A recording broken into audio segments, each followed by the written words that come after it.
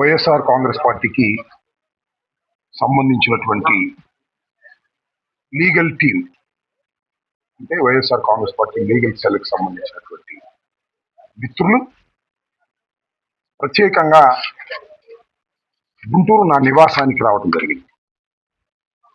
దీనిలో ప్రధాన ఉద్దేశం ఏంటంటే, మీ అందరికీ తెలుసు జరిగిన పరిణామాలు.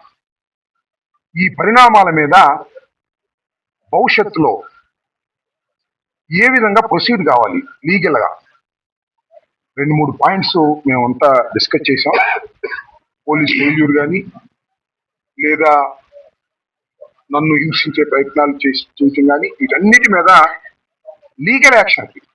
ఇక్కడ పోలీస్ ఫెయిల్ అయిపోయినా రాజ్యాంగం ప్రకారం హయ్యర్ కోర్ట్స్కి వెళ్ళి దీన్ని ఎస్టాబ్లిష్ చేసి వారికి శిక్షలు పడే విధంగా చేయాలనేటువంటి ఒక ఉద్దేశంతో సుదీర్ఘంగా మా లీగల్ టీం మొత్తం డిస్కస్ చేయడం జరిగింది.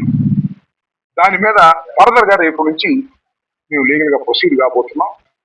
ఆ విషయాలను మరి మా సుధాకర్ రెడ్డి గారు నాకు జనరల్ సెక్రటరీ కన్నా ఇంతకు ముందు లీగల్ గా ఆయన అన్ని కేసులు, నా 3 కేసులు కూడా ఆయనే ఇక్కడ చూశారు, ఆయనే ఆర్గ్యూ చేశారు చాలా బ్యూటిఫుల్ గా.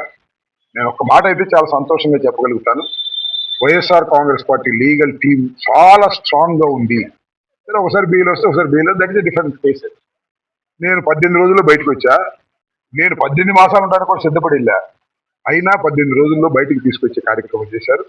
వారిని భవిష్యత్తులో కూడా ఈ సంఘటన మీద అనేకమైనటువంటి పిటిషన్స్, కేసులు వేసి చట్ట ప్రకారంగా పోలీసుల మీద, మా మీద దాడి చేసిన వారి మీద, అందరి మీద యాక్షన్ తీసుకునే విధంగా పోరాటానికి సిద్ధమవుతున్నామని ఈ సందర్భంగా తెలియపరుస్తున్నాను.